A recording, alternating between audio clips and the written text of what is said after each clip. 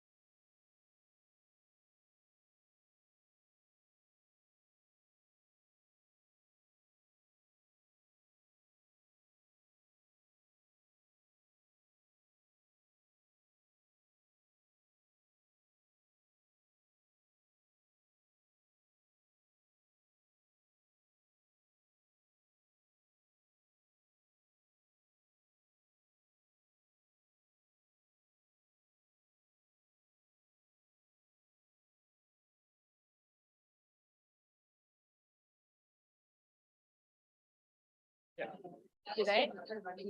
Okay, so if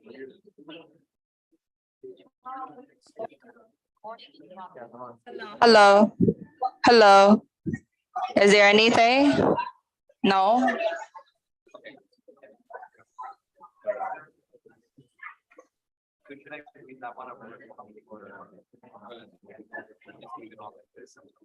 That's Marianne, because last Saturday when she was here setting up, it was fine.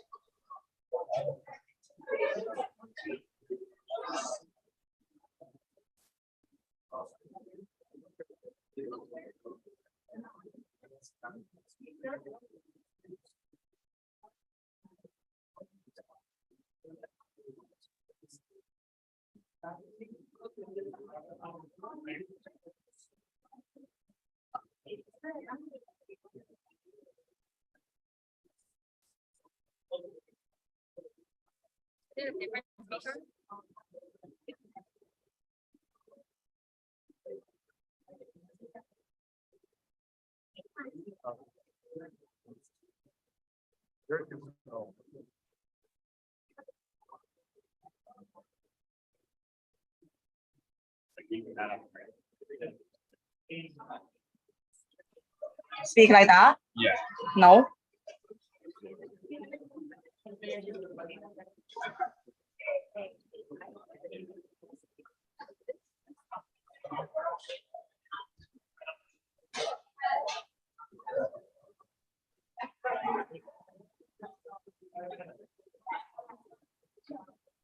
Don't block the projector.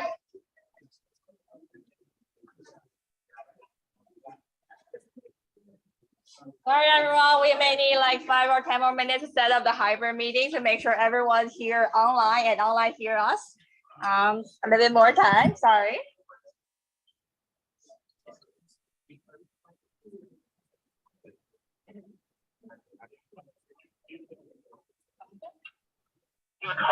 Being connected. Just call him here.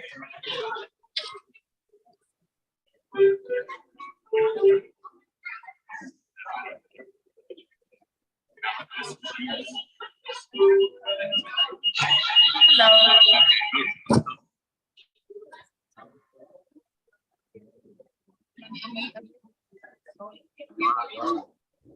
Hello. Whose mic are we looking at? Okay. I did it randomly right now. Here. Hi, sorry. Everything is off. Thank you.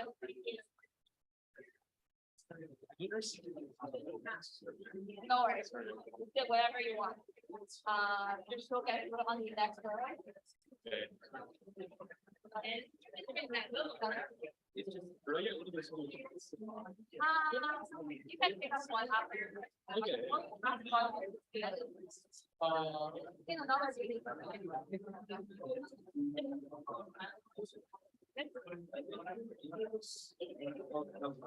The only way to down is we ask one of the other.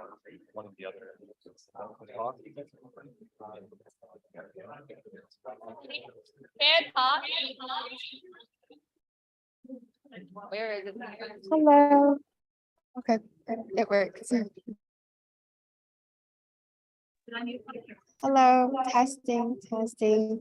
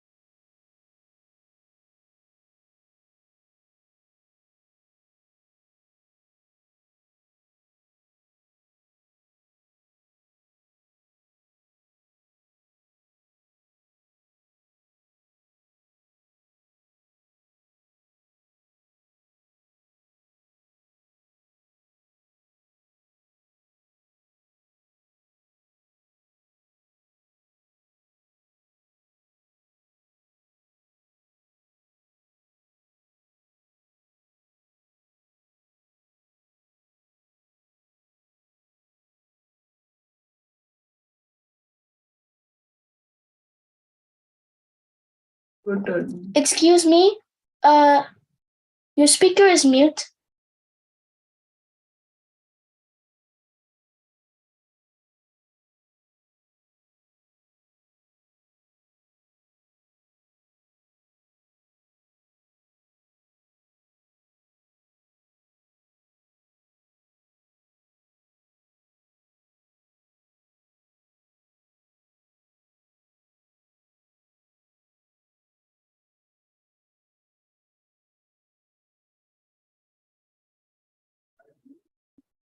Can you hear right now? It's not great.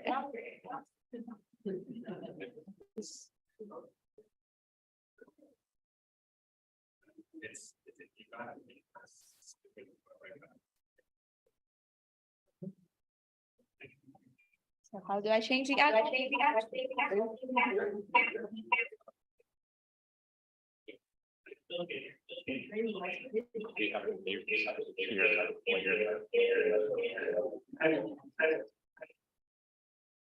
Like that? Yes, Can they still hear? so now they should be able to hear. We just can't hear them now.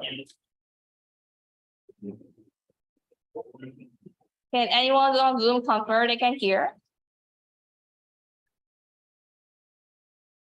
Yes. Oh, good, nice. Okay, we'll continue. So, yeah, what we do. So there are actually two parts. First is the SR Festival. So there are 4 parts. You will see Science Fair and Science Chase also in this building, like downstairs. Also, site art gallery. 3 pavilions are on the street, which you must have seen on your way here. And for community outreaches, it's like outreaches event. And I am a scientist, is to distribute the knowledge of the scientist. And Maras, the SRHackoff, that's why you're here for. So SRHacks. So SR is actually a quite new part of the Science Rendezvous. We started only in 2021, and that's after the COVID starts, when we no longer can host our in-person events outdoors. So that's when we were thinking, oh, maybe we can add another component to it where everyone can still enjoy communicating with each other and do something productive. So this year we have a 2-week-long competition with teams of 1 to 4. Okay. And now you see who's behind the team. So we had a national team, Eduardo, Kathleen, and Monique. And a local UT team. First is me. All right, I have introduced myself. I'm Julie, the first of you here. And Jenny, Franco, and Carrie. Carrie is here online monitoring the meeting. And Jenny is back there. Franco is right outside the door. So what we have for this year, we had our opening ceremony on April the 8th at 1 p.m. And we offer several workshops and a speaker series on the following 2 weekends. And we also have 4 job and help sessions for teams to come ask questions and develop your project. And as you all know by now, so this year's theme was good health and well-being. So it's one of the 17 UN's National Sustainable Development Goals. It's the 3rd one, the green one. So we are thinking of incorporating this event into part of the solution to the global problems. So what did our participants do? So to describe what they do and ask you to appreciate how much they have done in the 4 weeks. So after the opening ceremony, we give them the theme. So they only received the theme on April the 8th. So then they need to quickly identify a relevant problem to the topic. And then they need to group into a team, and they need to implement a potential solution to the problem they identified. And lastly, they implement it, and then they need to come up with a better and a good demonstration of their idea with a short video and a short written description. Okay. To make you excited, what we are offering this year. So each of the finalist member is going to get a microbit on the right here. And they are going to get a Bluetooth speaker of their choice. Next. Okay. And then now I will invite Jenny to be here to introduce all our guest judges today. They will show up in the order when they will comment on the team's projects.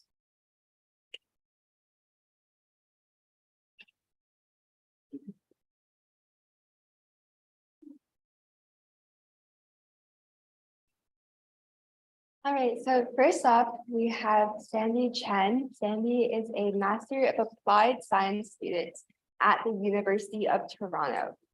And she is researching sustainable concrete materials in the Department of Civil Engineering. She's completed her bachelor's degree in civil engineering at Cornell University and participated in her first hackathon during her grade 12 year of high school. Her hobbies include volunteering at Holland Bloorview, baking, and reading.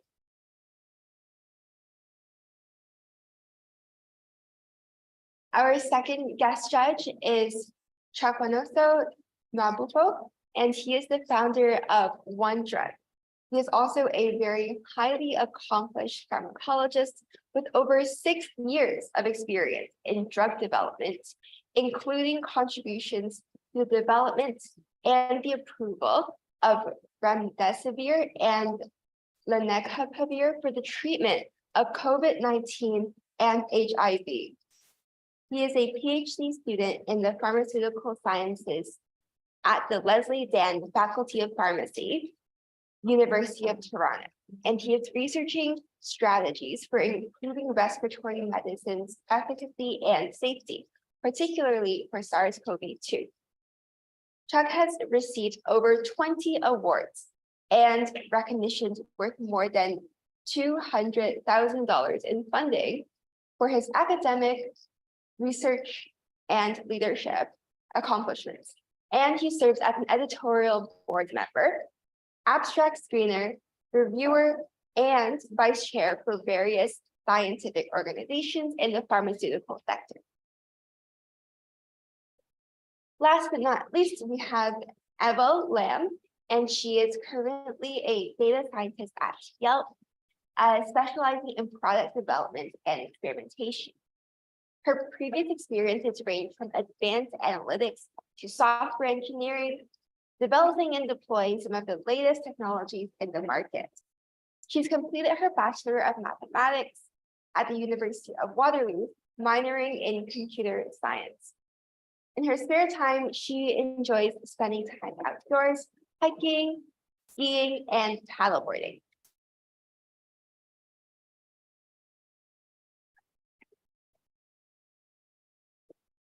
Okay, so here what you see on the screen is all our 5 finalist teams and with their project. And now we'll go to our time to present. So first, let's invite our team 1, Ethan and Daniel. So Ethan Sensei, he likes to play hockey and likes to program and build robots. He has already have some ideas to build robots that can help people. So maybe this is his start to build really important robotics we will use in the future. And Daniel says he is a grade 6 student in Lester B. Pearson Elementary School. He also likes to play hockey, soccer, basketball, and Minecraft. So let's invite them to here.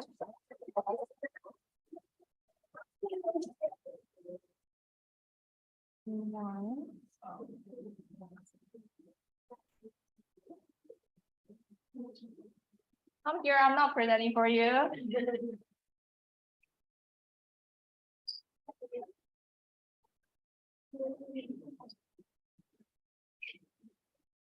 Are taking your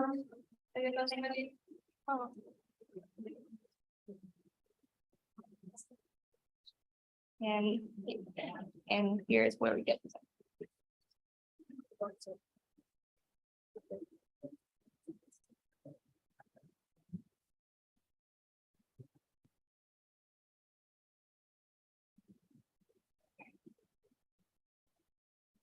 Healthy Eating Tracker by Ethan And Daniel.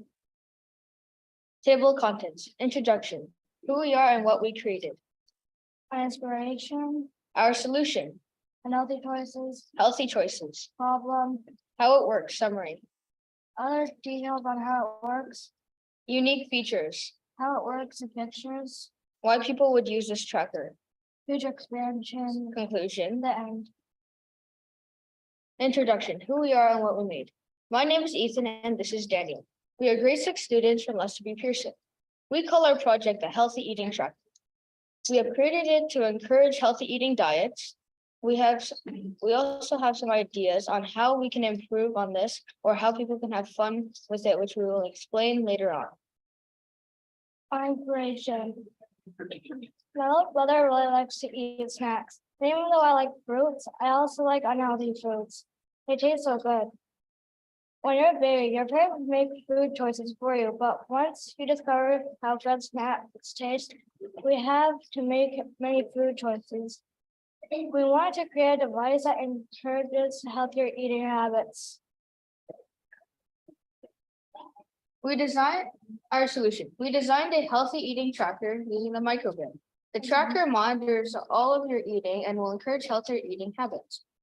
Add fun by including a game that allows you to compete with others. Unhealthy choices. Healthy choices. Problem. People like to eat sweet and unhealthy food. Junk food is everywhere and it is easy to purchase. Eating too much sweet junk food is unhealthy. It is difficult to make healthy choices. How it works. Summary. Connect the microbit to a refrigerator or a cabinet door using a magnet or sticker.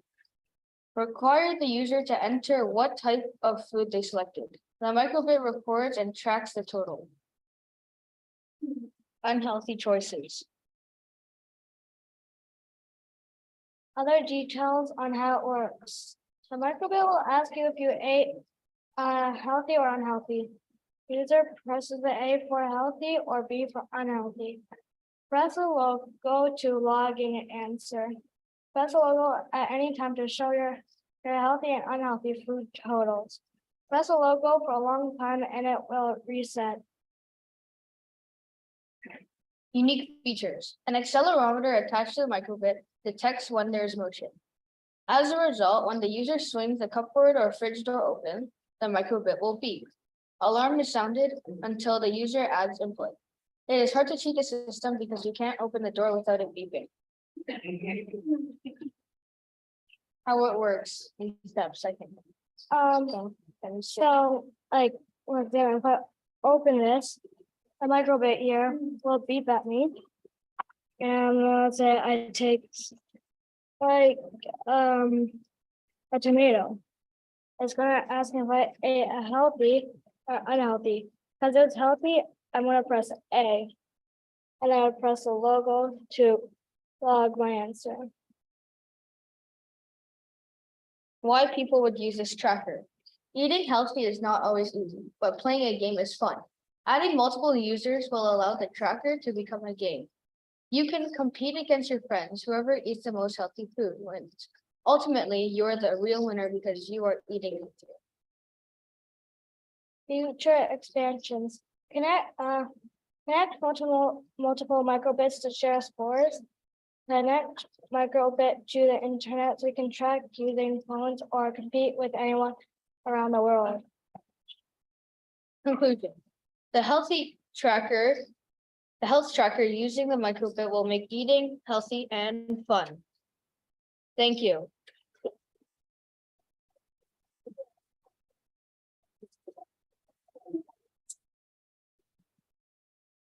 Thank you. You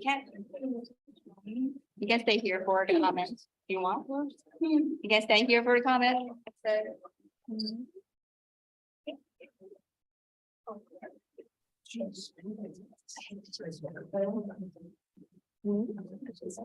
Okay.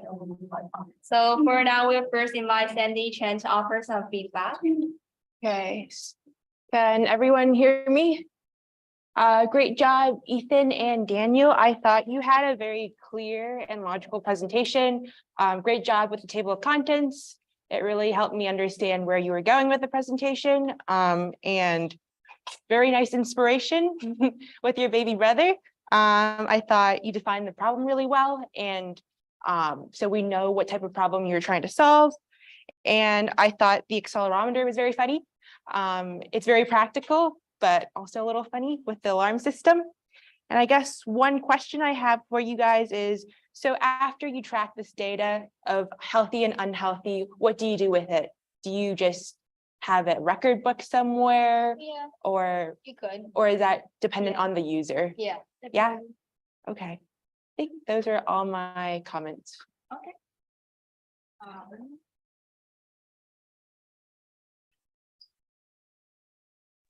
Where are they? Can you hear me?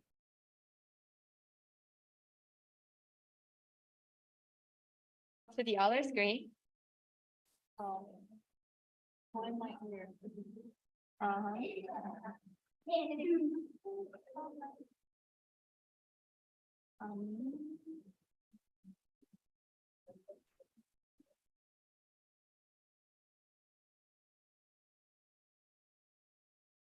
Is this one? So can you hear me now? Wonderful. Ethan and Daniel, thank you so much for this excellent idea. I think that you're solving a very important problem because there's a large number of people at the global level who really struggle with healthy food choices. And it's not that they do not want to make healthy choices, it's just that sometimes they make those choices unconsciously. And I think that the solution you've presented is more of a diagnostic approach where people now become aware in such a fun way of the kind of food choices they make. I will tell you something, there's a lot of work that is now ongoing with using persuasive technology to convince people to eat, in a better way. While your problem primarily is diagnostic, I'm just curious, what do you think could be the next level when people become aware that, this is the food choice that they have made over X period of time? What will be the next level? How does that actually help them to now move from an unhealthy food choice to a healthy food choice?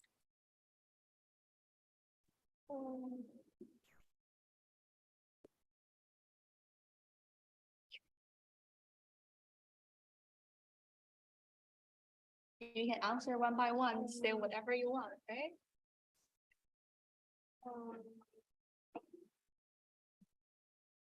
What's the next level? What do you think? After people are eating healthier, what do they want to be better? How are you going to improve their life further after they are eating healthier? I think the next steps might also help with exercise tracker.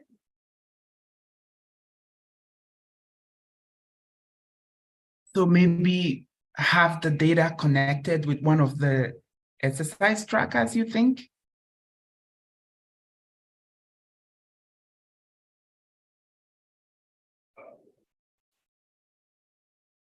I don't know if there's any other thing Daniel, did you want to say something also, or is that? Okay, thank you so much, Ethan and Daniel.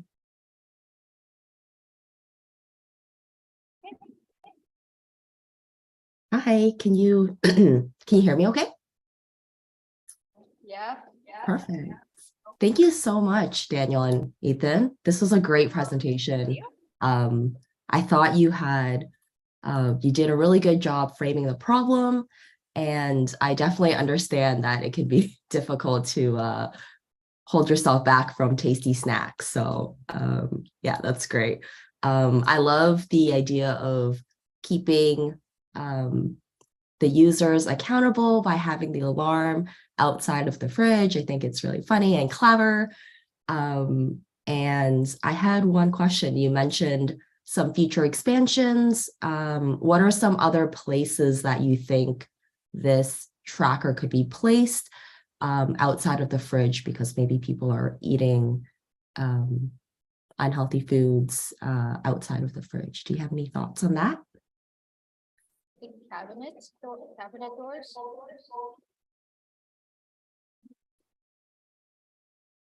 Cool. And would you connect the data that's logged in both of these trackers together as a future step, so the user can see all of their unhealthy and healthy eating habits in a single place? Yeah.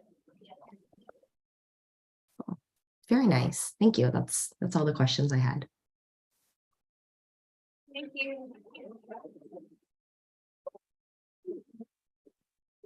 Great with you.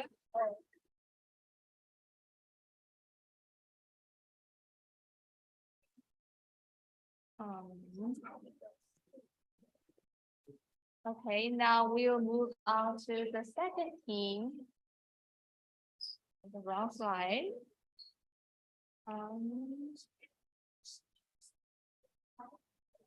Sorry, it's a little complicated. Sorry, did I share? Did I share?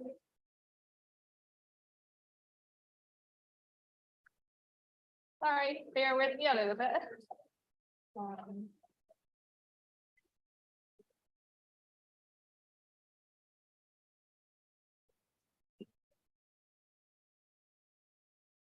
Sorry, give me a few seconds to set it up.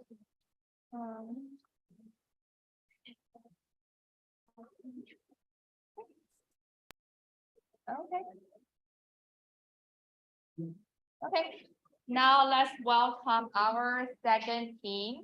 He is on his own, Tobias. So Tobias is a grade 6 and he is enthusiastic about coding. He hopes to see his code will be in real world someday, and let's see his first step.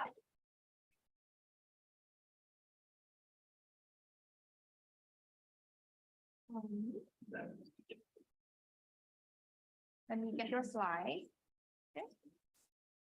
Okay.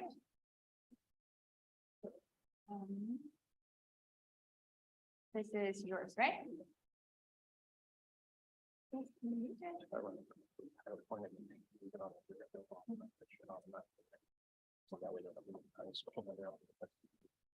No, it goes there. I think it should go full screen on the iPhone. Okay. Okay, your time.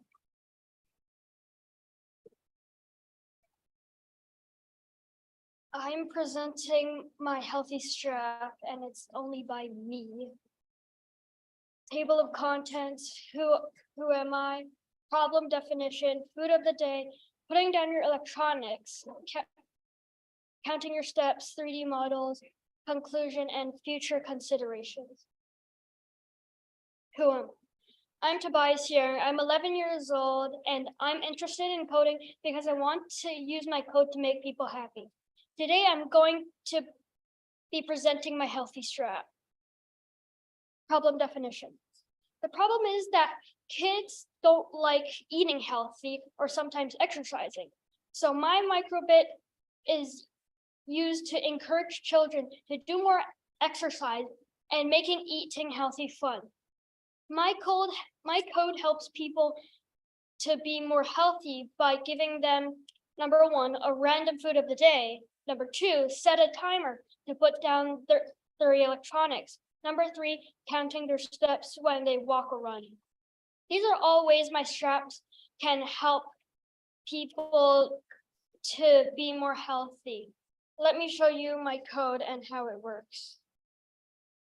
Food of the day. This is how I coded food of the day. It works by when you press A, def on button, press A will start, which will make it so that it knows that you press the button A. Then it will know that what types of food are within the randomizer's numbers. Pick a random number, then use that random number to find out what food they're choosing, then print out the food so that you know what type of random healthy food you will eat for that day. A video to show that is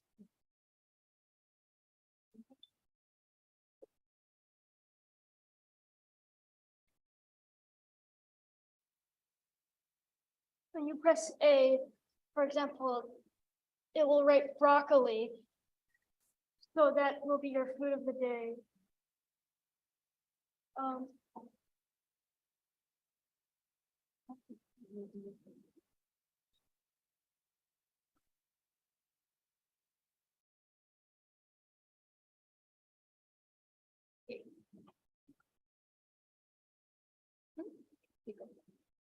Putting down your electronics. Putting down your electronics. My microbit will set a timer for the person to put their phone or gadgets down and playing a ringing sound once the timer goes off to notify the person that they can use their electronics again. This is the code I used for the timer.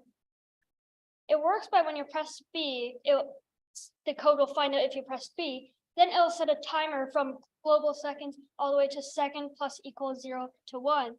And it ends by playing a pattern of notes repeating 4 times. A video demonstration is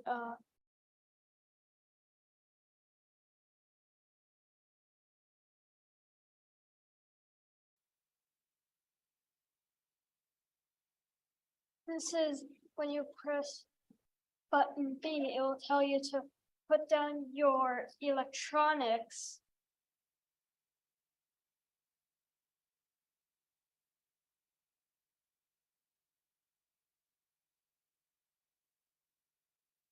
Then it'll start a timer. That's 1,200 seconds, which will approximately be 15 minutes.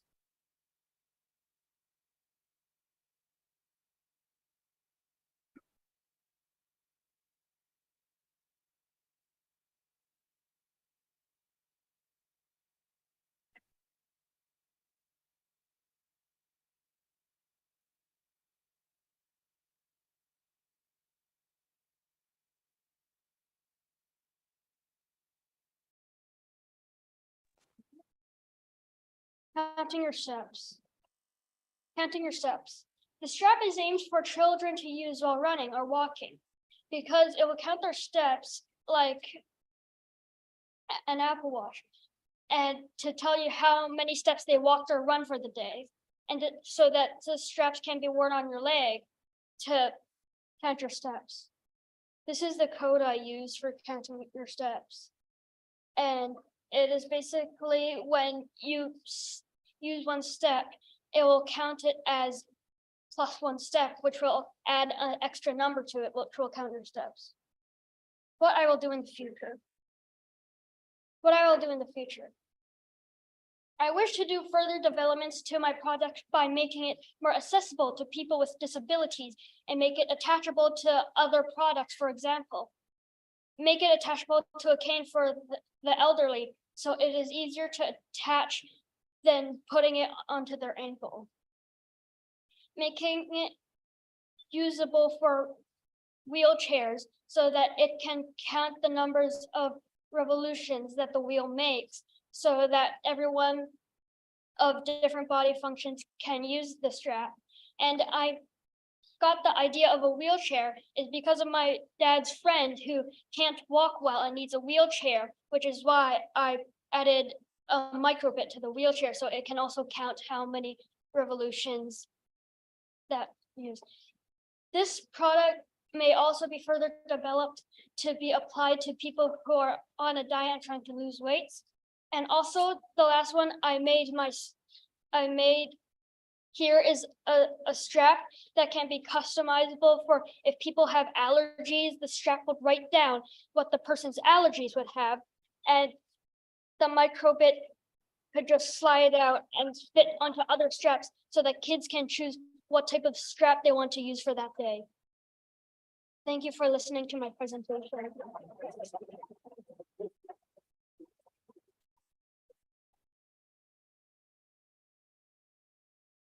So first, again, we'll invite Sandy to provide constructive feedback. Tobias, I feel like you have a very comprehensive project indeed. Great logic and great actually speaking. You sounded very confident and you spoke clearly at a reasonable pace, so I could actually understand all your points that you were trying to make. And I really enjoyed seeing your code and your explanation of your code. So we know what you're doing on a code level and where you're coming from. I also enjoyed your 3D models. I think that's a great approach, especially in this day and age. Maybe actually getting some sort of physical model isn't always the easiest to do. So then you made some sort of physical or 3D model online to show your future developments. And I also liked how you considered a wider audience for your future considerations, especially members of our community with disabilities. I think those do make up a very important and large portion of our community. And I guess one question that I have now is, Similar to what I asked the first group, with your data, what do you think is your next step? What do you plan on doing with it? Are you trying to keep a record of it somewhere? Would you try and forward it to emergency contacts? What ideas do you have in that sense? For my idea, I think that I would make the wheelchair real, and also for the code of walking, I want it to be saved onto the microbit so that the microbit will know an average step count. So it'll know if you walked less or more for that day. Great, thank you.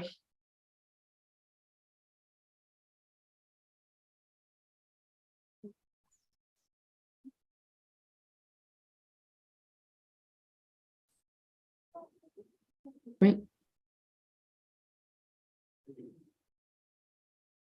Can you hear us okay? Okay, great. Sorry, go ahead. Sure, thank you.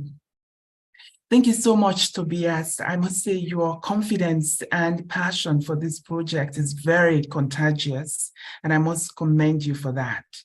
I think that what I loved about your solution is that you've thought about the people that could potentially benefit from this solution that you're proposing, and you've gone a step forward to think about applying your solution to other groups who may not necessarily have access to the problem compared to the major part of the population. And I think that that is very commendable.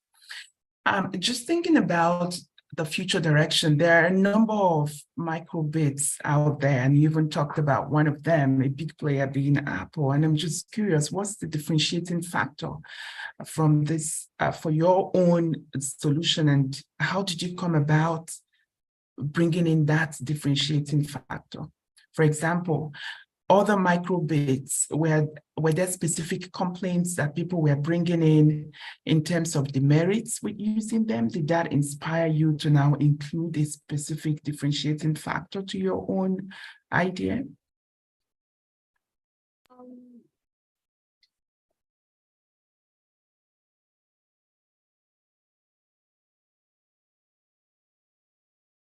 Well, I'm not too sure, but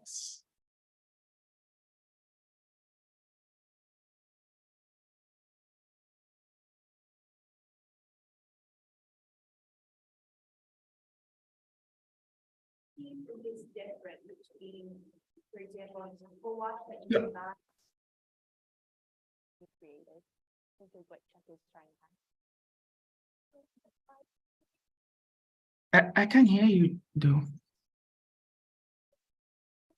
and for example, an Apple Watch would be very expensive and would have like more digital component, but I want mine to be more physical instead of always looking at a small computer generated screen. I could make it more physical so that people has to do more physical use my microbit, and would be cheaper for the people who want to use it. Thank you so much. Yeah, great job, Tobias. I really loved your presentation. I thought you were a clear and confident speaker, as some of the other judges have already mentioned. It was great to see your solutions. It seems to be a multifunctional product, which is great, so that there are a few different features within it. Love that you're thinking about accessibility and how you can kind of expand your product to make it easier for others to track their movements. So yeah, great to see that. I had a question about your healthy food tracking piece. Do you have any ideas on how you can allow the end user to incorporate other types of healthy foods? Do you see it as a kind of static list, or maybe people have different food preferences or allergies? How do you plan to potentially incorporate that? I want to potentially make it so that different microbits would, like, for example, if a person had an allergy, to some a sort of healthy food, I could make another type of microbit with the same code, except the food would be different and would suit the person no matter like their diet, the allergies and like what they want to eat, even if it's like if they like want to eat a different category of healthy food instead of like if they can't eat too much meat, I would add more vegetables or fruits to it instead of meat and other things. Yeah. Great, thanks so much.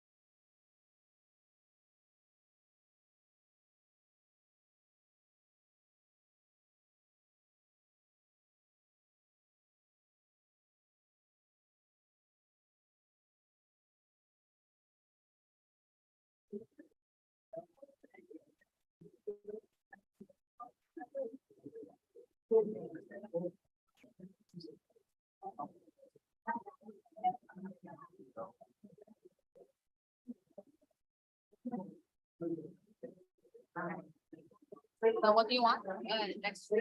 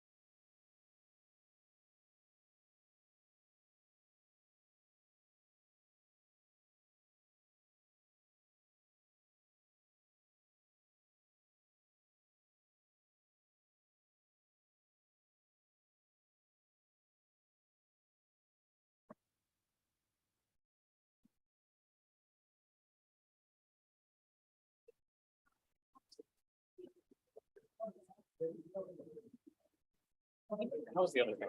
And the two speakers, they will always say in the same order. I told them to go Chuck first and after second. Okay. It's always. That's what I was gonna ask. I always noticed this. Before that, I was like. Oh, they're other, so I made other co-hosts that are also people on the team, so Okay, it's so fine. Thank you for those things, yeah, I didn't admit them because I don't know. That's all right. yeah, there. Thank you.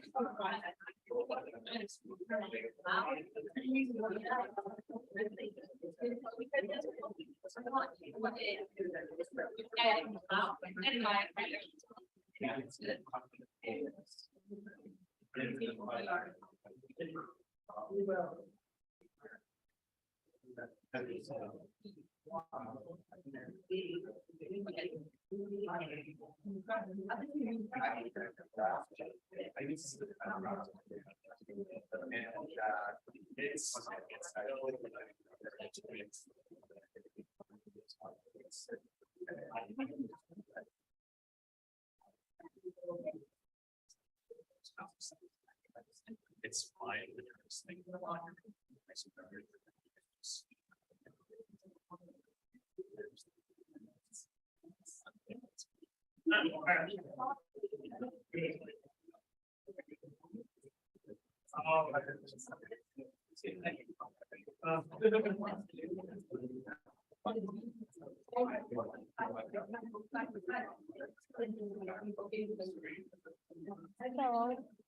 Is it shared? Is it? It's shared, right? Is it shared? So welcome back, everyone. We're now move on to the second part of the presentation, and now we'll have 3 teams. Okay, our third project is microwatch. They asked me to introduce them as the Ross team.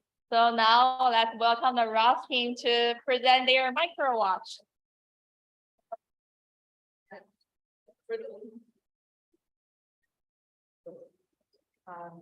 Remember these?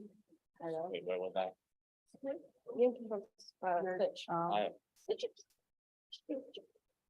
Sorry, forgot to put your slide on. We can just touch the screen to like move it like this stuff. No worries, I'll share it again. That's the wrong one. Oh. That is the wrong. It's not the wrong one. It's we're on- no, she's I sharing the screen. I window, share your window. This is yours. Do you can tap the screen to move it or tap? No, yeah, just left and right. Yeah, sir. Good afternoon, everyone.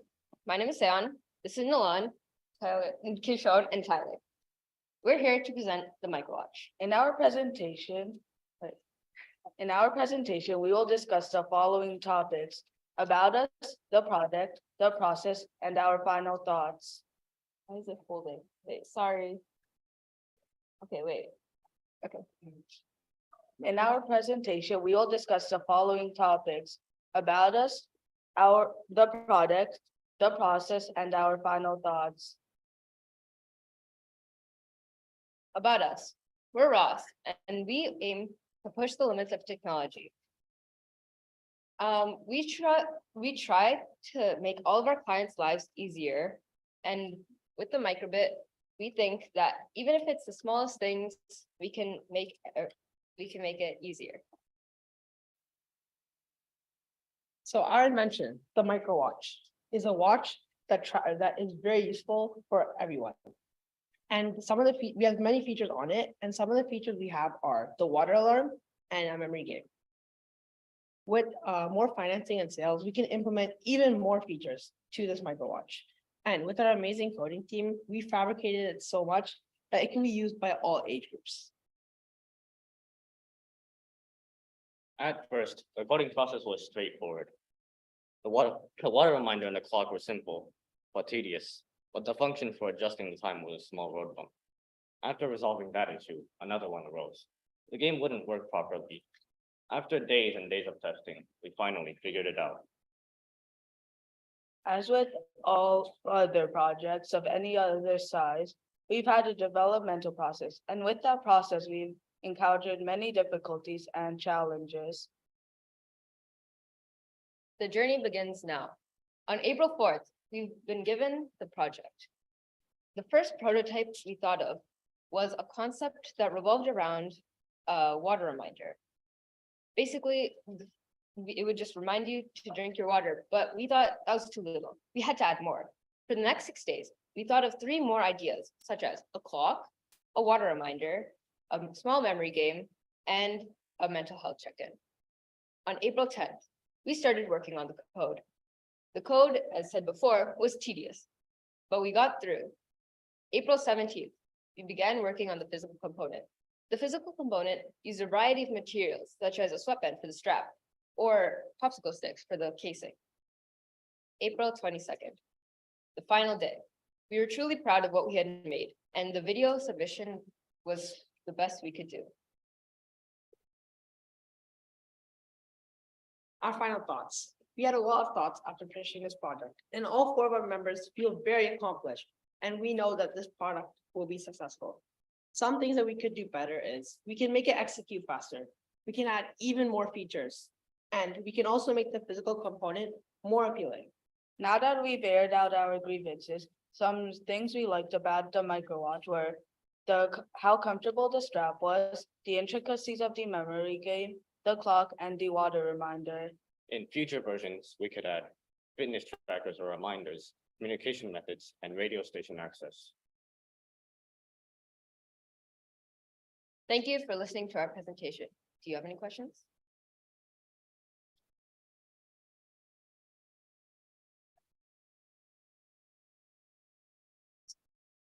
Okay, I guess I will start. Great job, Ross, Sayon, Milan, Keyshawn, and Tyler. I hope I'm pronouncing your names correctly.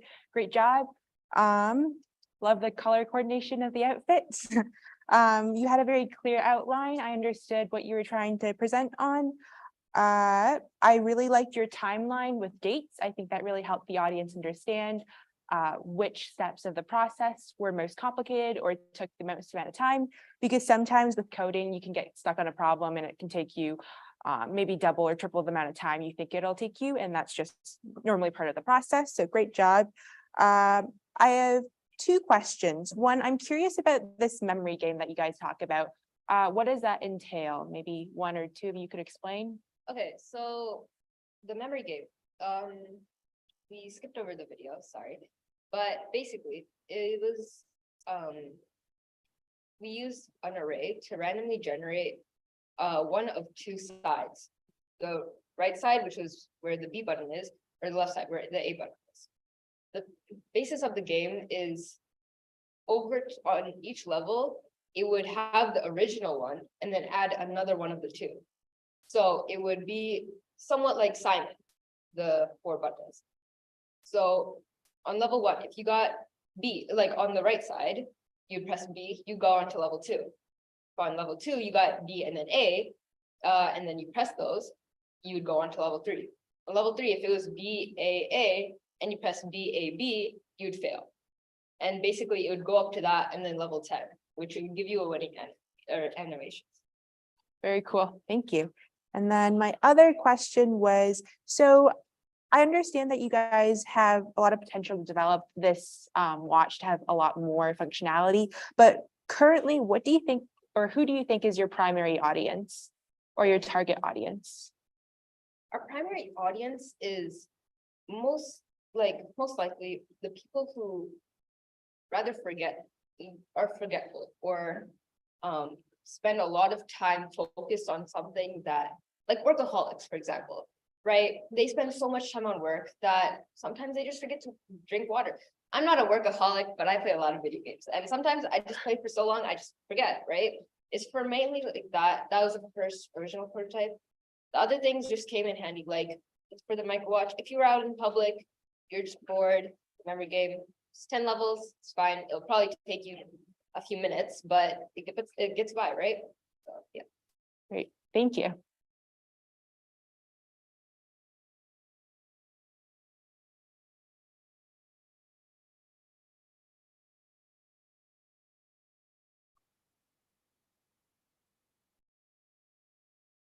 Can I go now? Awesome.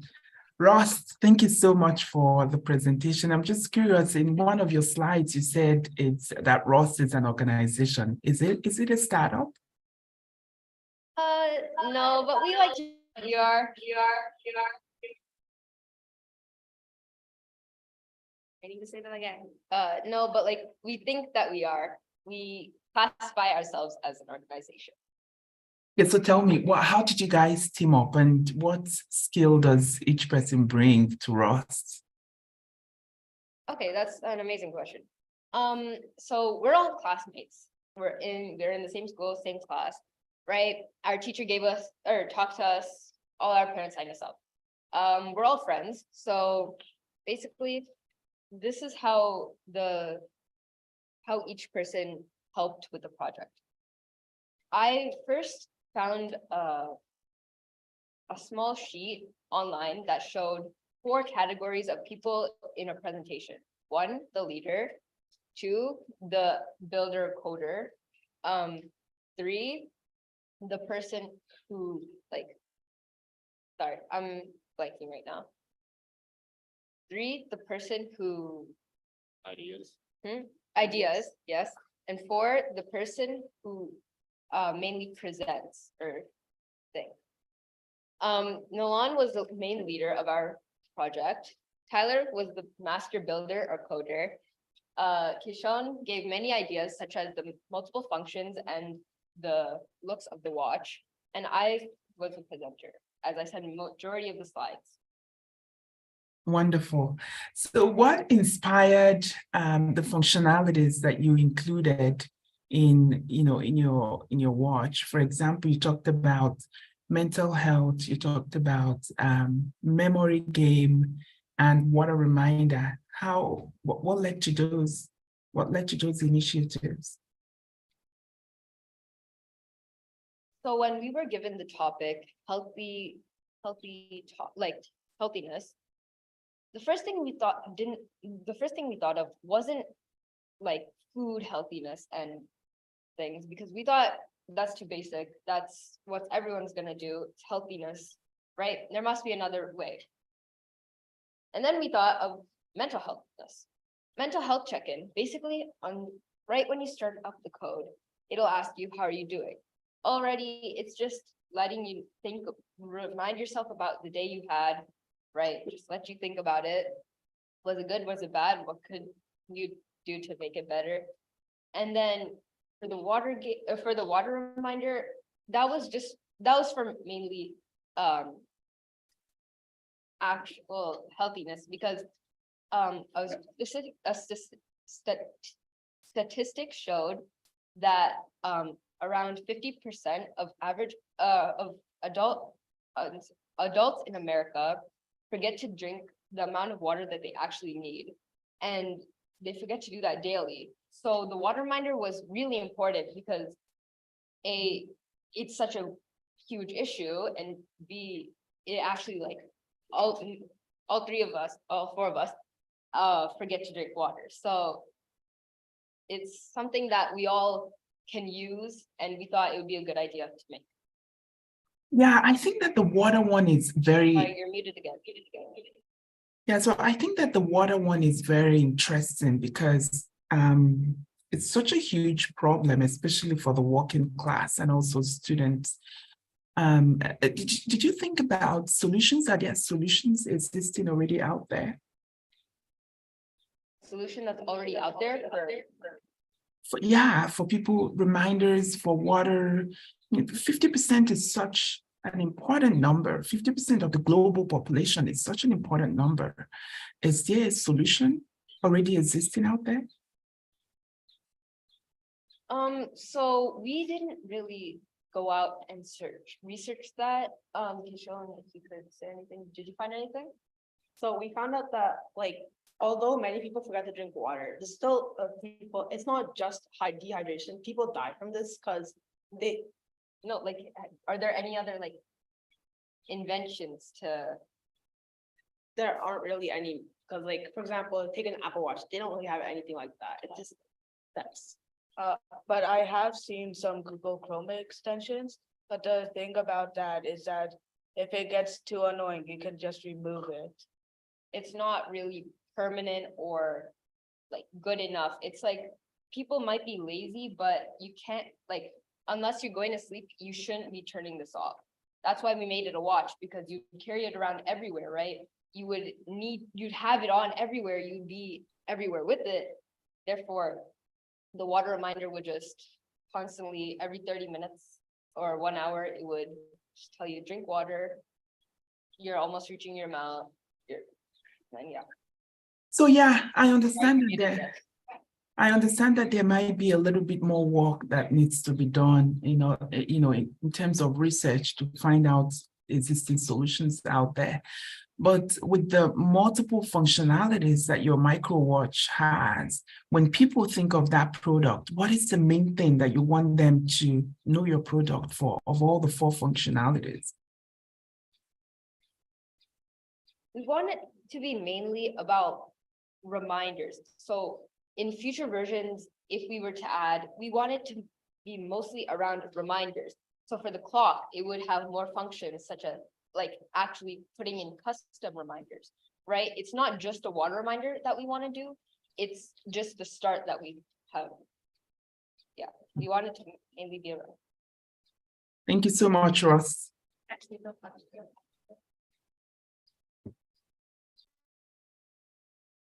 Thanks so much, Ross team. That was a great presentation. I thought your slides were really clean. You've been doing a great job answering all of the questions that the judges have given very clearly. Yeah, I love all the different features that you've incorporated into the microwatch. I'm curious, I know you mentioned that the 4 of you have, sometimes forgotten to drink water in the past. Have you had a chance to use the product yourself, and how has it gone? And did any of that kind of feedback go back into the product, or be something that you want to consider in the future? So to answer your first question about have any of us actually used it? So I'm not 100% sure, but the website version of the microbit code, it doesn't actually let you, it doesn't like go on repeat if you go on to another tab.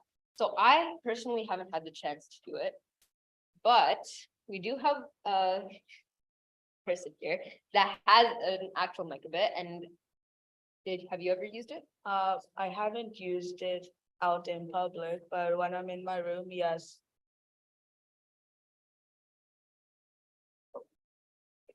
Awesome. And how did it go? Did you find it effective? Was there anything that you took out of the experiences of using it that maybe you would want to incorporate in a future iteration of the water reminders?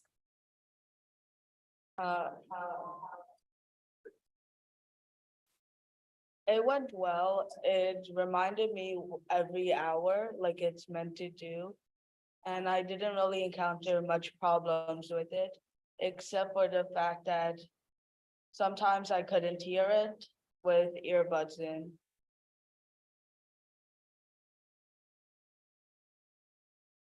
Awesome, that's great to hear. And then my second question is, you talked about maybe wanting to include some other reminders into this watch. Do you have any initial ideas on what those could be?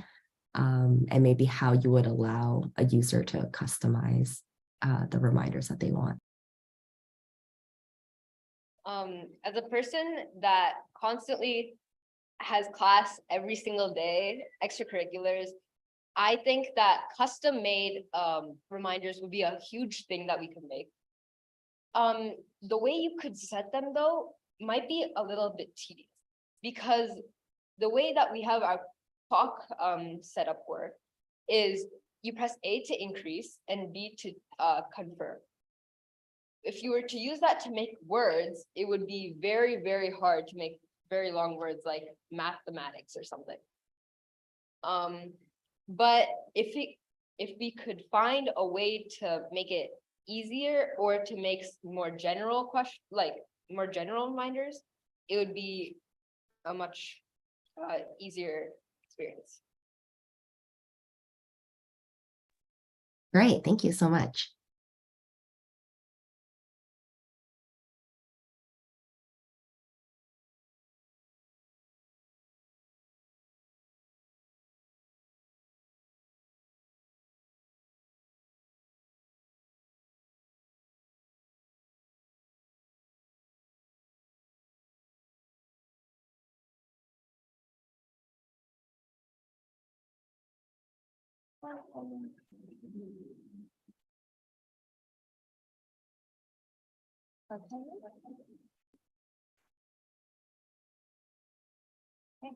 Now we will move on to our first team. Let's invite Dashman here. So Dashman is in grade 6.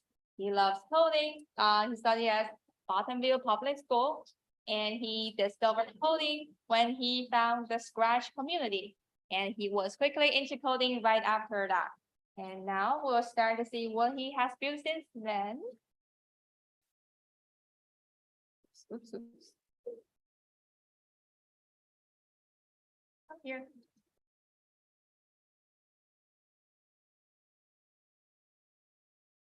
Share, you have to share it. Oh.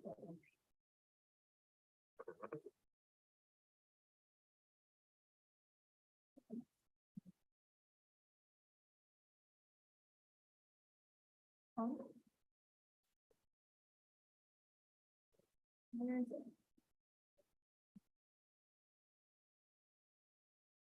Oh, here.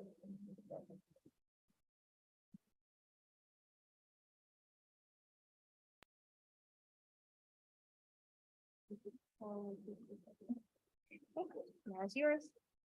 Okay.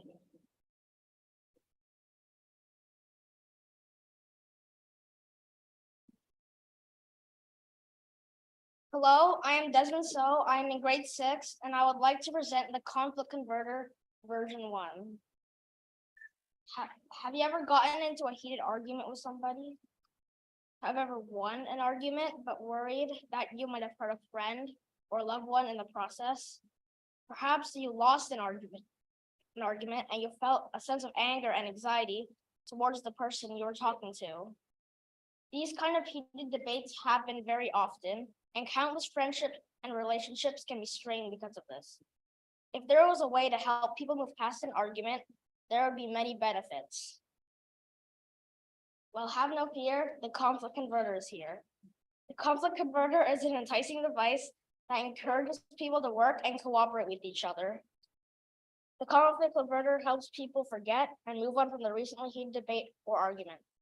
When using the conflict converter, people will need to work together and play a game to try to get the highest score possible. It is in everyone's interest to participate to the best of their abilities because everyone involved will benefit. Here's a demo of my product. Wait, no. I hate you.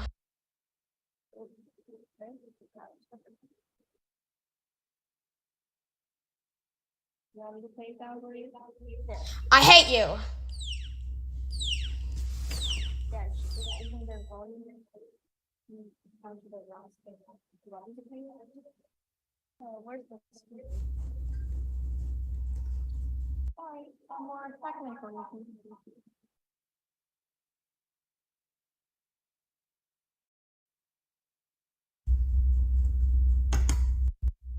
I hate you. Oh, wait. No, I cannot find it.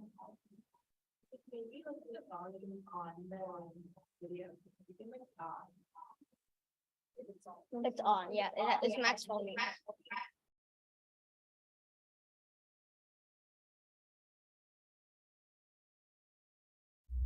I hate you. Okay, there.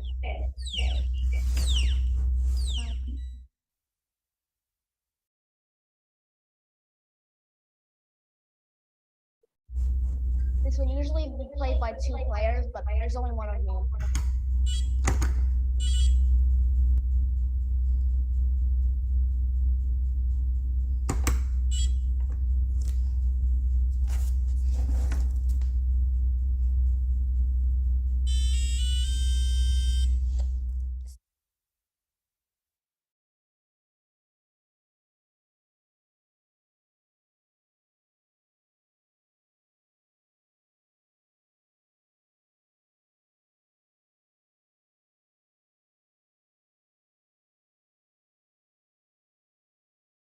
you're confused about anything, which some people would be, this is how it works.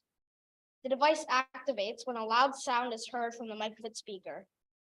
Sound threshold is set to the maximum because the microphone is very sensitive. It'll trigger a cooperative game that tallies your combined score after the game is over, which was 33 in the demo. This device uses fun and games and cooperation to get them to forget about the argument. The game is like a rhythm game where the notes fall down and you have to press it at the right time, which is the last column row. What is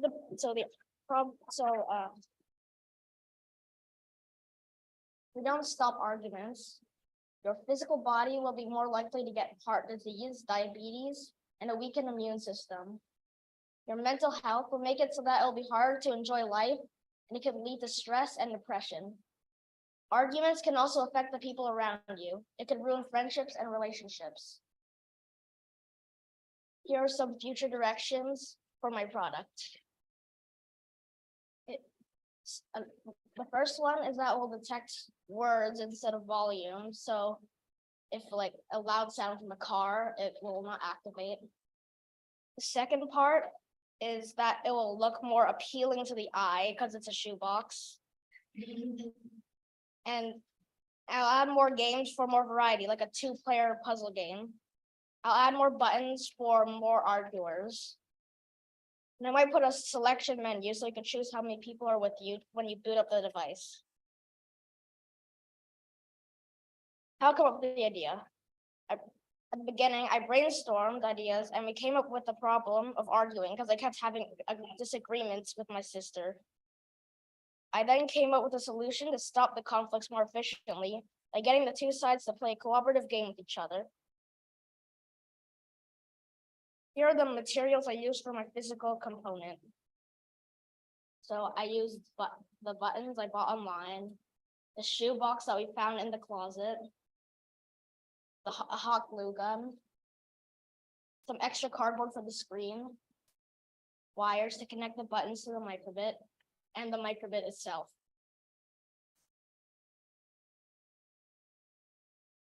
This is where and how it could be used.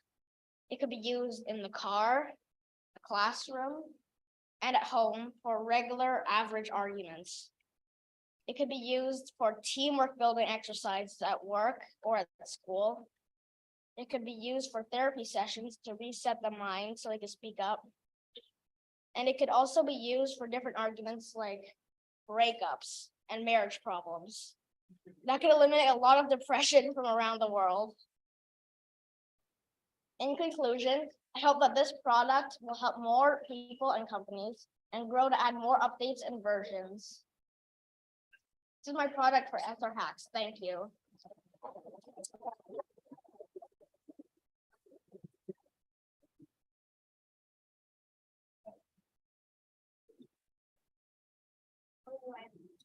Where?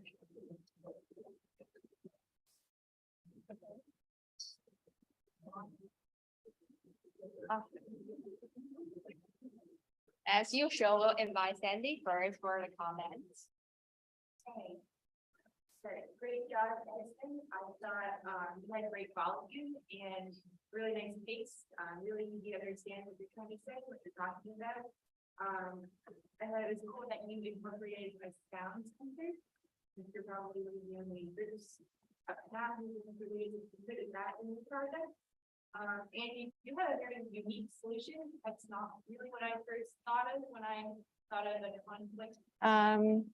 Sort of solution, but I think it works and it seems to have a wide range of applicability. I love how you defined your materials because I feel like even with just your shoebox, it is an end product. You don't see all the components, so it's nice that you could show all those components. And I guess my one question is, so this is a conflict converter. So what happens to the conflict after you're done the game? Do we go back to it? Or do you think it won't be there anymore? Any thoughts on that? well, like after the game, you're supposed to like forget like the argument. Like after you get, oh my God, I got like a good score. You do it like it converts to conflict. I see. That's very cool. Thank you.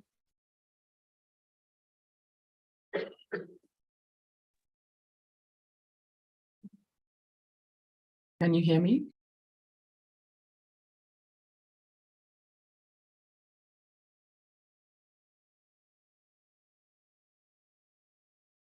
Can you hear me now? Wonderful. Thank you so much. This is definitely a very unique solution in itself that one wouldn't even think about. I'm just wondering, could you maybe walk through again on how it actually works? I think I'm kind of like lost in how the game is played. What is the conversion that actually happens there? I didn't really understand. Can you say it again? So how does the conflict converter work? So it works when it detects a loud sound, and then it plays a cooperative game, like a rhythm game, like DDR. There are two rows where the LEDs fall, and then each player has their own button for the two rows, and they press at the right time, it will add one to the score. So I'm just curious, when people are having, a serious or even average altercations, how many people, how do you really get them to want to play a game? Because in most cases, when people have altercations, they're not really in the mood to play a game. How do you get them to that position where they are willing to engage with the conflict converter? I've never really thought about that, but like maybe like games right now are very popular, so they might want to play. It's certainly a great idea, honestly. It's a good way to sort of like resolve things. I wonder if it's more at that end stage. Tell me what you think. Do you think have you tried it? What do you mean? Did you try? I know you showed us a demo of it, and you said your inspiration came from you and your sister. Did you try playing it at all? Did you try it at all with your sister? Actually, not really, because I was busy. So like, and my sister, like I was like mostly in the basement or upstairs in the computer room, and my sister doesn't really go there. Okay, wonderful. They have time. Yeah, absolutely. The reason why I asked that is because I just wonder if this will be more appropriate after the two individuals have actually finished, their argument, and now they want to make up. That the game could be a good way for them to get to that stage.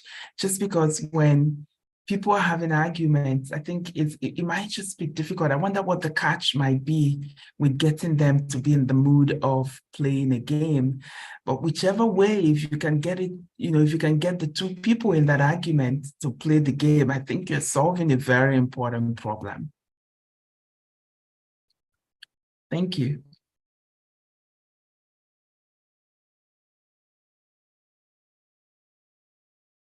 Thanks so much, Desmond, for that presentation. I thought you did a great job and setting up the problem. I love that it's a physical product and you came up with a solution to something that you were facing in your life. One question that I had for you is, so you mentioned this is a conflict converter, but sometimes you don't know where the conflict might happen. Maybe it will be upstairs, maybe it'll be in the basement, maybe it'll be in the car. So do you I guess, how do you envision the converter helping in these situations? Like, do you envision having multiple of them to be around? Or is this something that you want people to bring with them? What are your thoughts on that? So I'm planning like maybe also in the future, I would add like a handle or a strap to like strap it to the car. So you can like bring it and a handle so you can bring it everywhere you could go. Mhm. For portability. Got it. And are you hoping people will like bring it actively with them to places that they think maybe a conflict will happen? Or do you think maybe there would be multiple of these converters kind of lying around places of high traffic, let's say? Maybe you have one in the car, one at home. Yeah, what do you think about that? Well, maybe you could do that, but like I think you should, yeah, I think you just have one, but you bring it everywhere. Got it. Got it. Cool. And any thoughts on like adding additional games to this conflict converter? I know you mentioned this is like V1. What are your thoughts on maybe what a V2 could look like? Maybe more compact and not too bulky.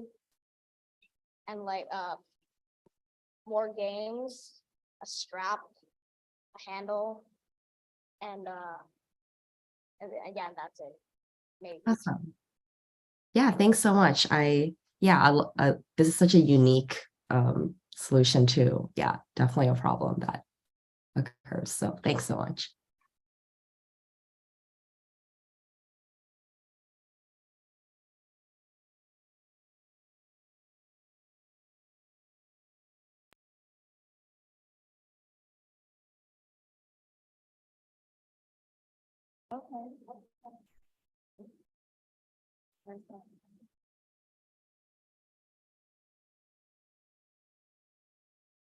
I think slow on moving things forward.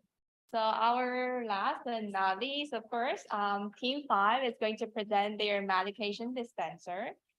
So, we'll introduce Scott, Nikki, Matthew, and Lachlan to come here and present their project. Okay, I'll read. If not, okay, Matthew said something. Said Matthew is a grade A student in Willowwood School. Lachlan has been rendezvousing with science for as long as he can remember. As a web reader, he loves learning about how things work and memorizing interesting facts, and sometimes uninteresting facts also. He is in grade 7 and he dreams of being funny enough to have his own not mediocre podcast someday. We'll see, it won't be mediocre.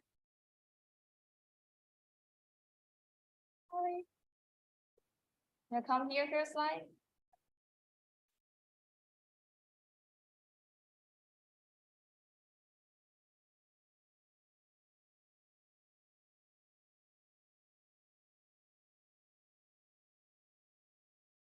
Medication dispenser, school, Scott Taylor, Nikki Son, Matthew Choi, and Lachlan.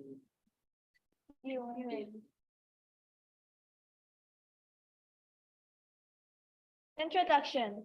For our project, we designed a medicine dispenser and a timer. We chose to build a device to help people who have difficulty remembering when to take their medication and how much medication to take. Why a medication dispenser? This device will help people avoid overdosing, and it will help people's mental health because as it will be one less thing to worry about. It will also help relieve stress from others that they don't have to worry about their friends or family taking medication or the worry the wrong amount.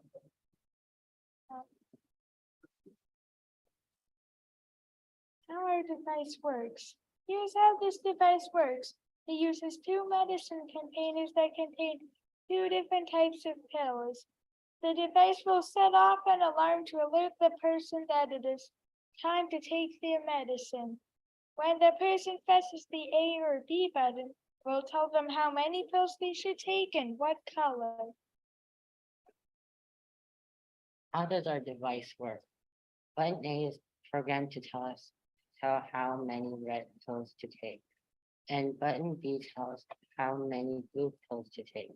The microbit tells the person how many times to shake the device to release the medication.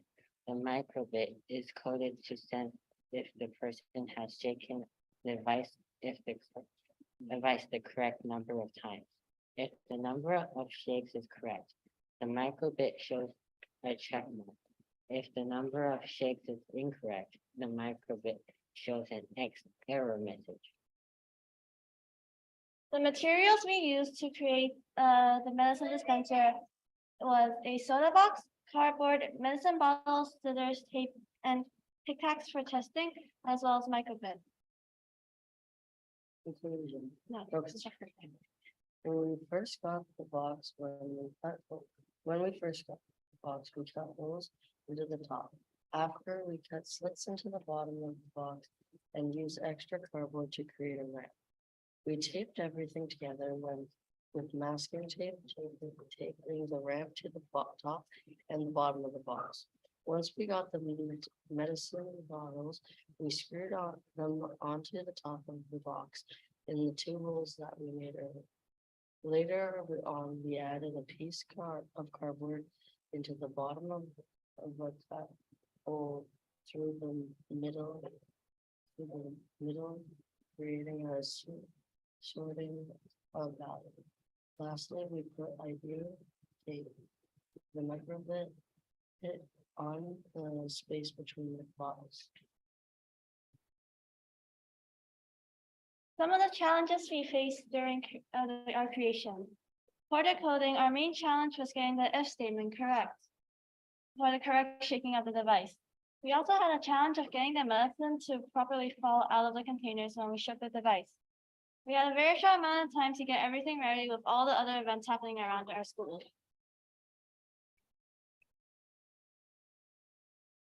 To make this a detailed product, we would read the following: an integrated alarm to go off at specific times, specified times, motorized dispensers, a motorized trapdoor. The bottles in the device need to have lids so that a person can fill them with the medications they receive from the pharmacy, a bigger box or smaller bottles for more medicine options, and an easier way to edit how many options and amounts the medicines needed for use. Thank you for listening.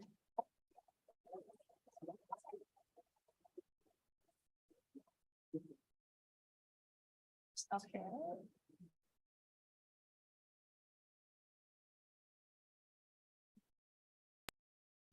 As usual. You Scott, Nikki, Matthew, and Mark for this presentation. I thought You guys, as all the other groups, but specifically solved a very unique problem that I guess you guys defined. I really enjoyed how you defined your materials very well. It seemed like those are all very objects that you could find around the house. So it seems like they're very accessible for the general public. One of my first questions was, what if there's more than two types of pills? But I think you guys did sort of answer that in your final slide. So I guess the other question I had, or I guess I was just curious about, was what was that challenge you had with your code while trying to define the shake counting? We couldn't exactly figure out how to get the code to work. It kept on failing on us, but eventually we got it to work, and this is how our product ended up. Interesting. So did you do something with accelerometers? Was that part of your if statement? We changed the values of, yeah. Great, thank you.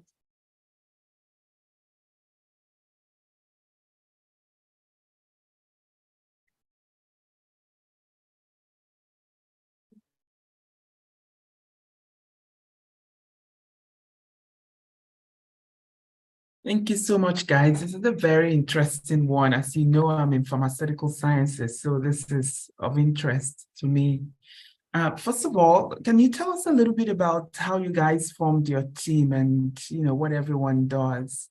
What does everyone bring to the table in your team? We all go to the same school, and me and Nikki were really focused on like coding the machine to work. And then Matthew and Lachlan were focusing on the construction of the place.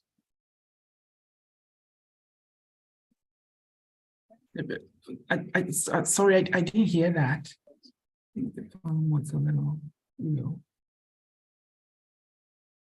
Can you repeat that? It just your voice was very low, so I didn't hear what you said. We all go to the same school, but we're from different grades. We came together to do this project with me and Scott doing the coding and Matthew and Lachlan building the device. In the end, we all came together to put everything together, and the end product is right here. Okay, so what inspired this idea? How did you come up with the idea?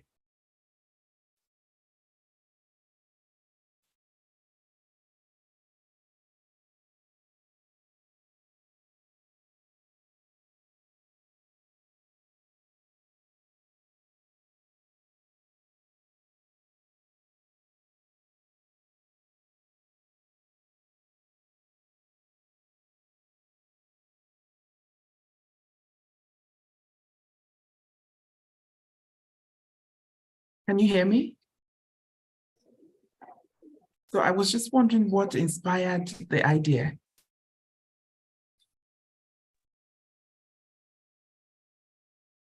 What inspired me? Well, we were just trying to think of what things that people struggle with sometimes, and especially for older people that don't have good memories, that can't remember what medication to take, or people that just don't have a good memory in general. And so they know what to take, how much to take it, and when to take it. Okay, do you know someone that it happened to, or was it based on research?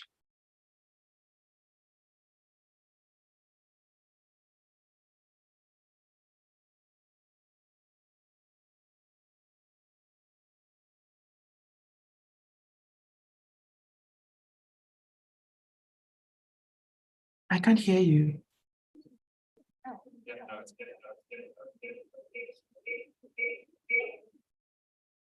We when we were brainstorming, we split up two different ideas, one for mental health and one for physical health. So first, we decided which one we wanted to focus on, and we decided to focus on physical health. And afterwards, we just each pitched in different ideas as to what we want our device to be. And we ended up with the conclusion of medicine dispenser, as we thought it would be, we thought that it would have a good outcome as well as, and that it would be a good level of complexity for us. Okay, so do you know if there is an existing solution to this problem?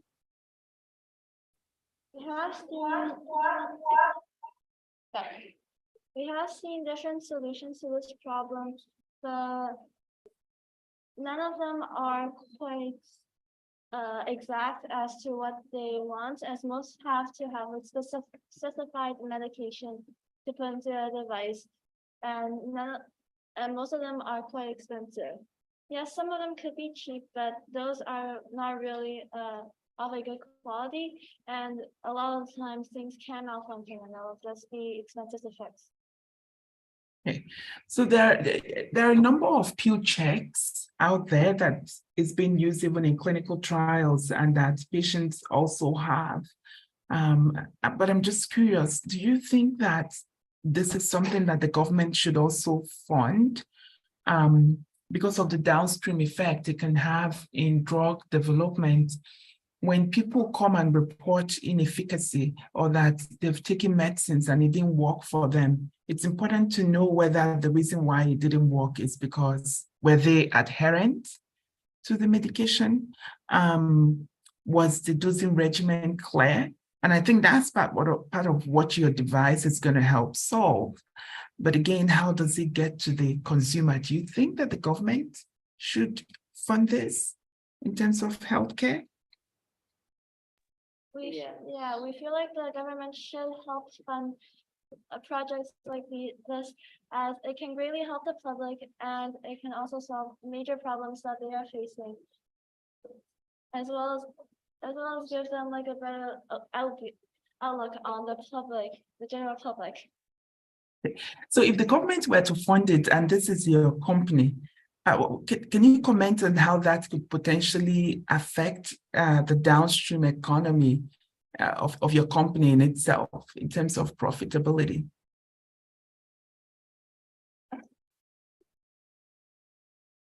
Could you please repeat that? We can copy it.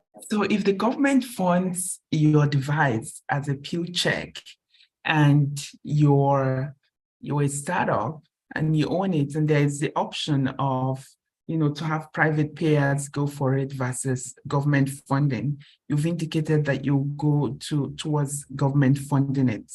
Do you think that government funding it will affect the profitability of your company? I would feel like government funding wouldn't be exactly enough, as the government tends to focus on many different areas and not just one specific area. So I feel like startup funding would also be beneficial for us. Yeah, but I think government funding will help. Also, we will put like the profits back into our projects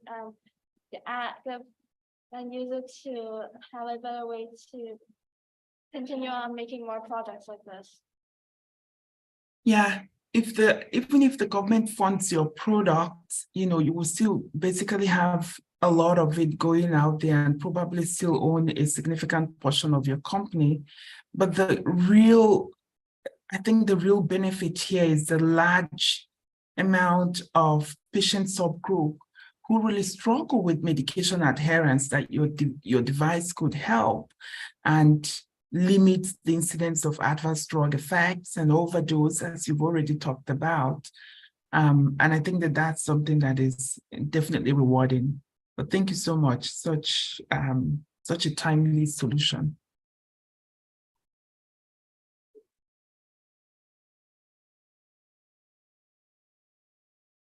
Hi, yeah, thank you so much for that presentation. It's a great solution to, as Harity mentioned, a timely problem.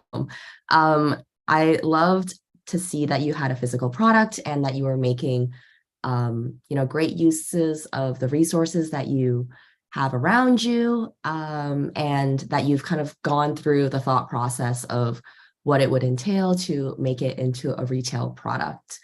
I did have a question around the challenge. I think you might have discussed this a little bit earlier, around like shaking of the device. Can you talk a little bit more about why being able to capture that correctly was important? What's the purpose of that part? So right now, we don't have any motorized dispensing mechanism. So to dispense, we would have to shake it, and then it would show you if it was correct, the dispensed or not correctly. But we were running into the issue where if nothing came out, then it would like say that it was something came out, or if something didn't come out, and it would say that something did. And we're just running into those problems, so we need to play around with the numbers and the different values to solve. Got it. Thanks so much for clarifying. What are your thoughts on, it's great that you have kind of like a timer that reminds people to take their medication. What if somebody decides to like ignore that alarm, or they want to, I don't know if there's like a snooze button, or does it just kind of keep ringing until they go and kind of dispense their medication? Ideally, we would have the alarm keep on going until they actually do so, because So it's like an annoying sound, so that they have to be forced to actually get the medicine so that it can actually end, rather than have it just keep on ringing and ringing and ringing. And there's no snooze button, so they can't skip out on it. Got it. Got it. So try to keep them accountable. Okay, great. And yeah, any thoughts on kind of the next iteration? I think you might have mentioned like adding more like options to dispense more meds, anything else that is like top of mind or high priority on your list of next feature changes? Definitely to add, like, if maybe make it adjustable if you need, like, you have 3 types of medication or 2, and make it much easier for everything to dispense. So it will just automatically go off. And then, yeah. Got it. Great. Well, thank you so much.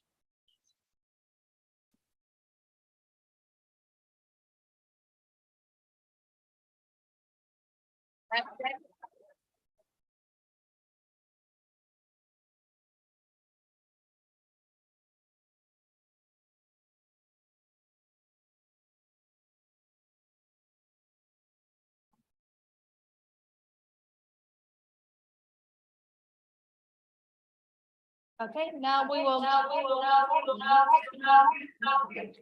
Sorry. Now we will move on to the booth time. So the booth will be set up by our 5-team pilot in room 2120. So it'll be right next door on your right.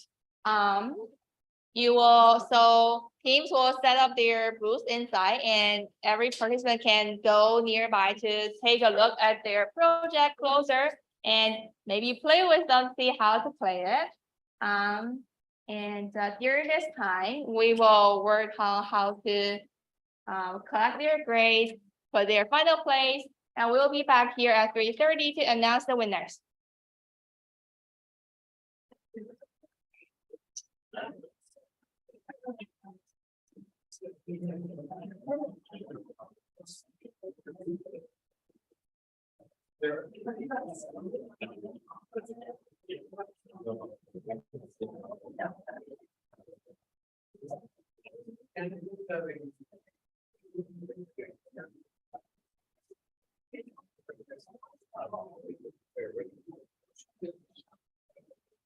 Oh, yeah. Yeah. Thank you. Like everything.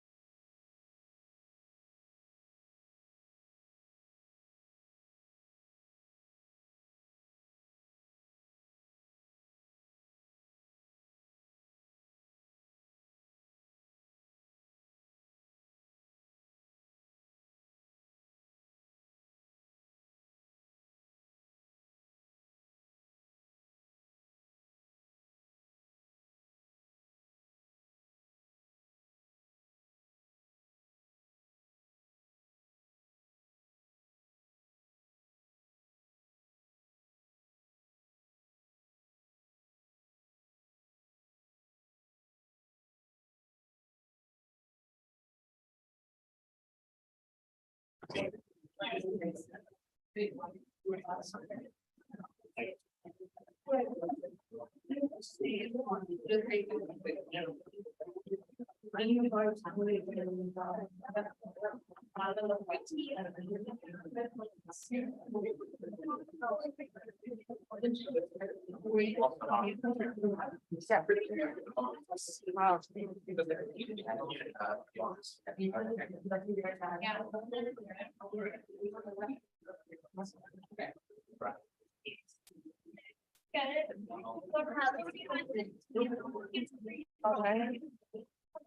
Ah, it's so hard.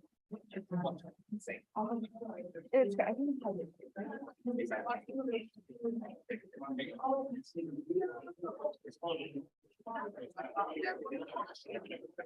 I can just choose that for one.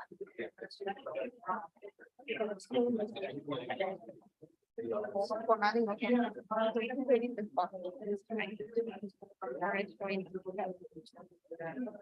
Delete the box.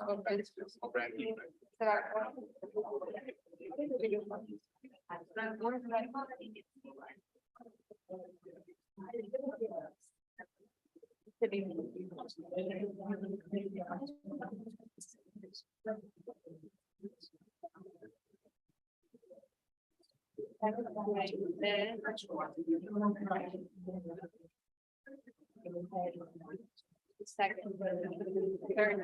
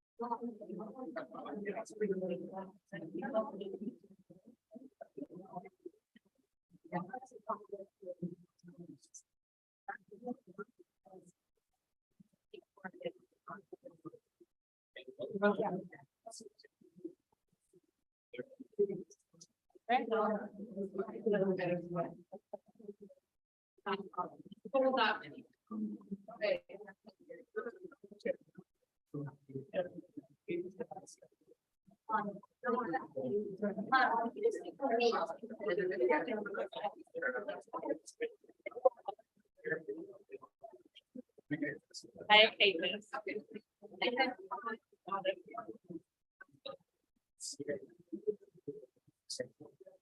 Presenting.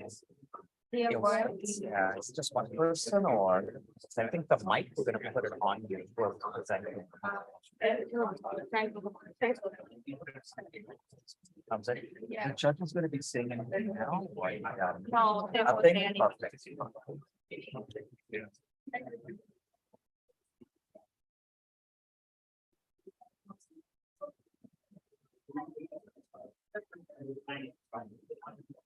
Get your mic. Then they're like have a mic question. Right. Go to the guy in the bucket. You can arrange the, okay, and get the. Yes. One, two, three, four, five, whatever, just. If you two know, then.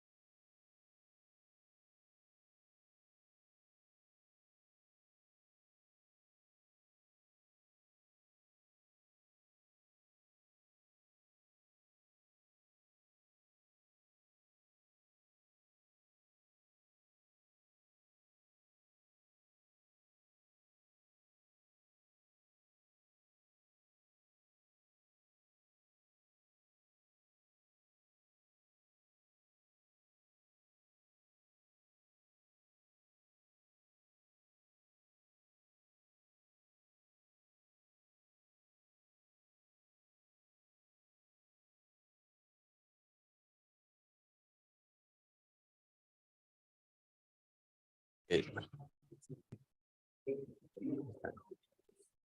Are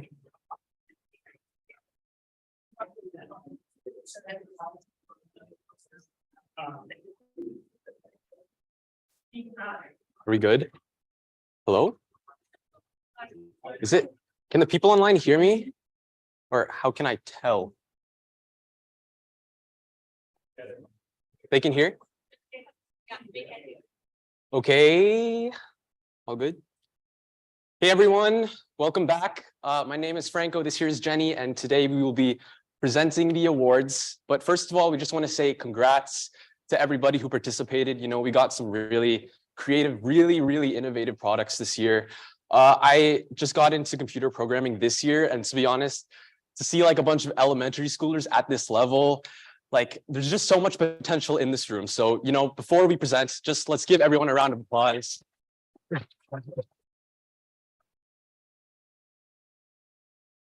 And yeah, let's just jump right into it. So for 5th place, the Healthy Eating Tracker by Ethan Ho and Daniel.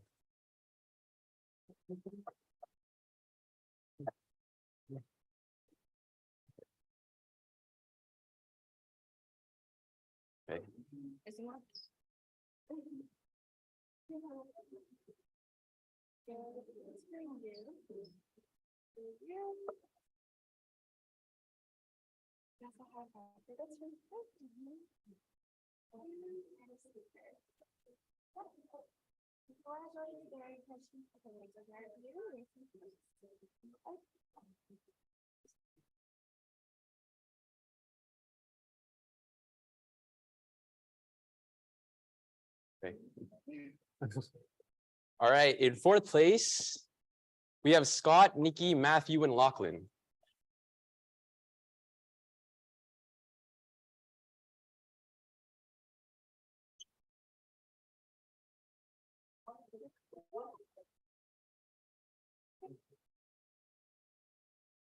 Congrats, guys. This is yours. Here, just take it. And a microbit. Where do we go? You can go there because it's okay.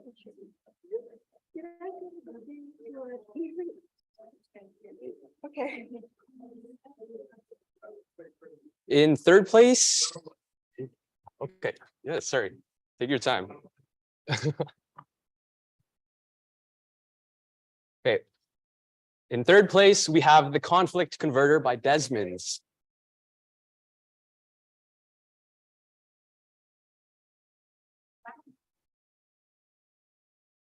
Congrats, Desmond. Thank you.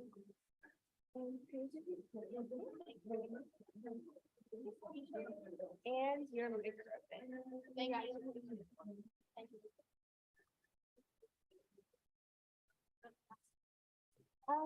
Sure, we could make a picture of you. Okay. Are you fine? Okay, in 2nd place, drum roll please. We have Ross, the micro watch.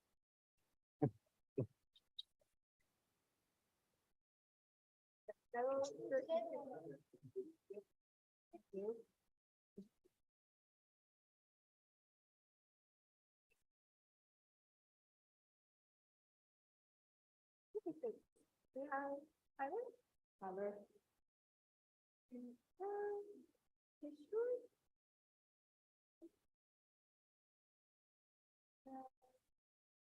Yeah. Great. And if I put in speaker, you guys can pick whatever your favorite is, and you can get the mic. Okay, thank you. Awesome. Congratulations. Congrats, guys.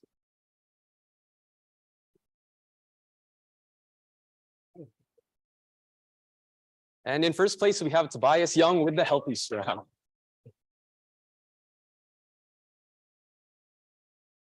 Congrats.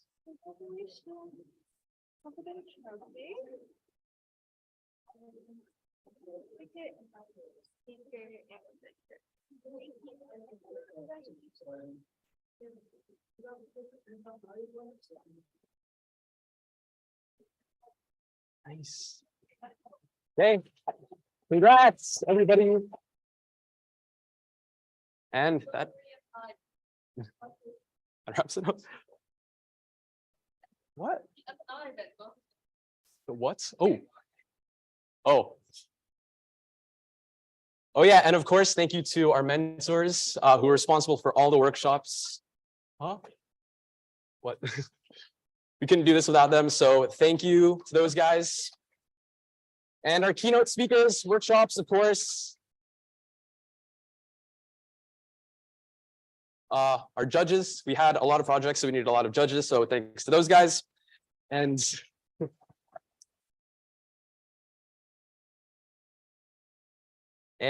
our organizers who pretty much made this. So thank you.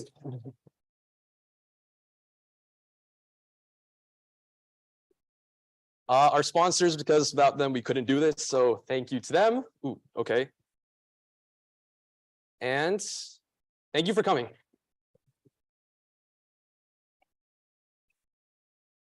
That wraps it up. So yeah.